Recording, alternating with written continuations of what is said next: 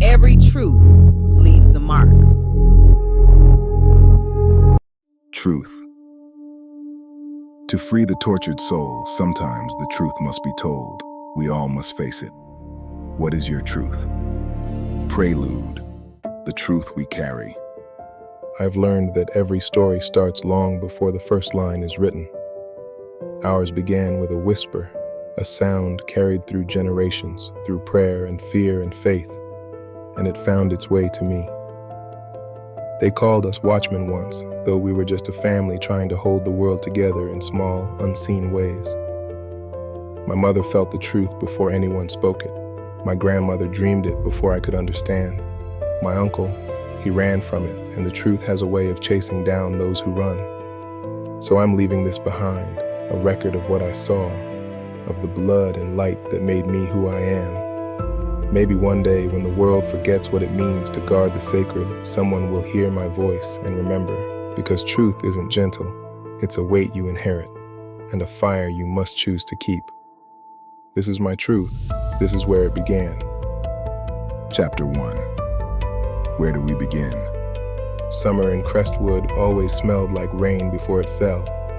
Iron in the air, lilac from Yaya's porch, and something waiting, just beyond the thunder. The first day of break should have felt free, but the house was holding its breath. Mom kept pacing between the stove and the window, checking her phone like it owed her an answer. I sat at the table building a little copper thing I didn't have a name for. Wires twisting into a hex shape, small enough to fit in my palm. I told myself it was just another project. Some part of me knew it wasn't. That's when Uncle Xavier's old Chevy pulled up. He used to bring noise wherever he went, music too loud, jokes too big. But that day, the engine cut off and silence spilled out instead. When he stepped through the door, his eyes looked like somebody had stolen the horizon out of them. Mom's voice went sharp. Xavier, you could have called. He shrugged, tried for a grin. Didn't want to give you time to hide the good food from me. Even Yaya's laugh didn't reach her eyes. She kept drying the same plate over and over. Something electric moved between the three of them. Not anger exactly, but grief that had lost its language. I remember thinking, adults fight about money or love, but this wasn't either. This was about something sacred that had cracked. From the hallway, I heard my uncle hiss. I'm done with living by rules that were written before I was born. Then the slap of his hand on the counter. Mom's reply came low. Those rules kept us alive, Xavier. You know what happens when we forget who we are? That word, alive, hung in the air longer than it should have. Tessa and Michael showed up right then, laughing about nothing, backpacks bouncing. We froze halfway in the doorway, 3 kids caught inside a grown-up storm. Yaya turned, eyes sharp but soft underneath. You going upstairs, babies. Let them go on and finish with that foolishness. We went, but none of us really left. At the top of the stairs, we listened, breathing through the banister rails like spies. Then came the moment I'll never forget, Xavier's voice breaking. I'm tired of being God's little errand boy. Mom whispered something I couldn't hear. Yaya's reply thundered. You go against your nature, child, and my God, heaven is turning its face from you, baby. A chair scraped. Footsteps. Then Uncle Xavier walked out and saw me watching. He crouched, pulled me close. I want you to take care of your mama and Yaya, okay, little man? You hear me? Whatever happens, no matter what. His hug felt desperate, like a man clinging to shore before the tide took him. And then he was gone. Dinner that night tasted like cardboard. Michael ate anyway. Tessa kept staring at her fork. Mom smiled too widely and said, Let's eat before the food gets cold, okay? Though the food already was. Yaya bowed her head to pray, voice steady even as her hands trembled. When she finished, she whispered to herself, Lord, protect my boy and bring that boy back home to me, please. Upstairs later, the thunder finally came. Tessa called it comforting.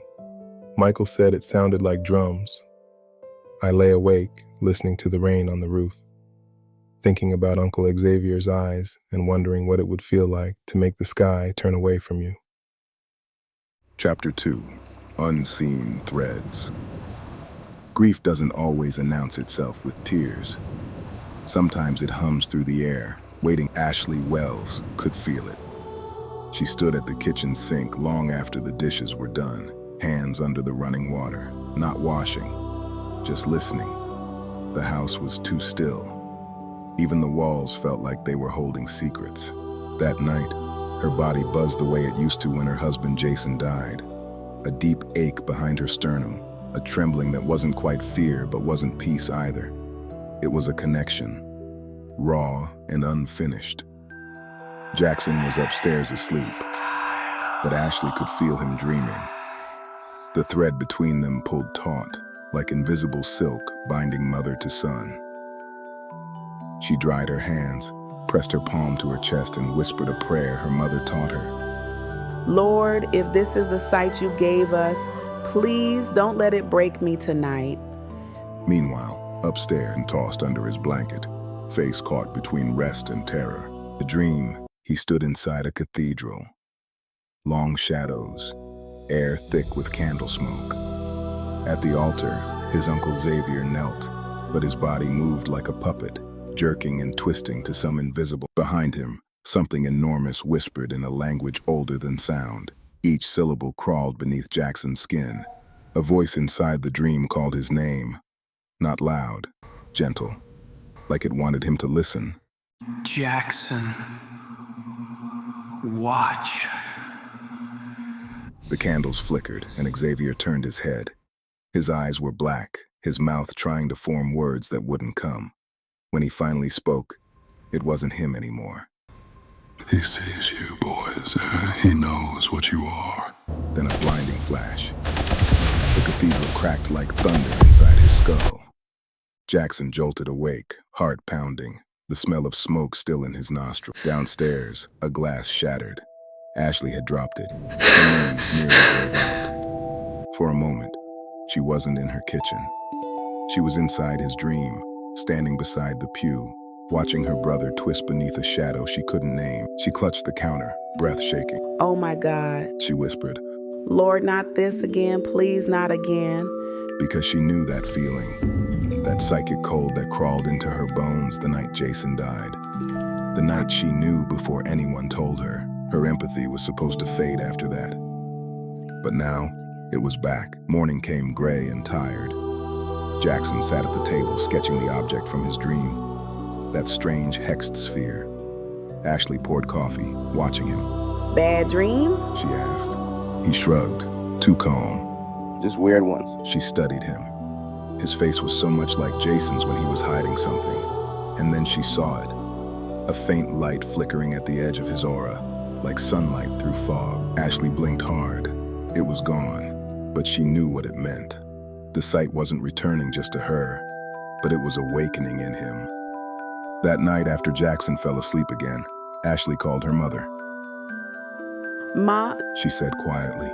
I think the awakening has started. Yaya didn't ask what it was. She'd been waiting for that call.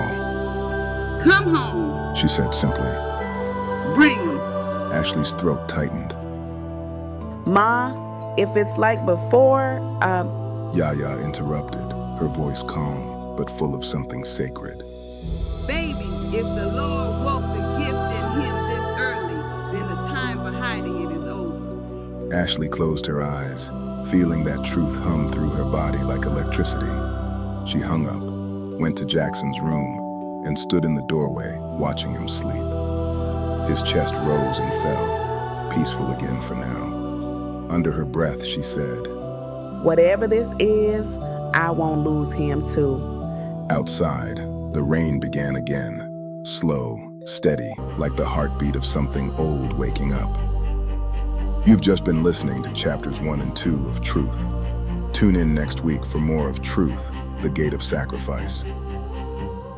And when the world turns its face away, let heaven see you still.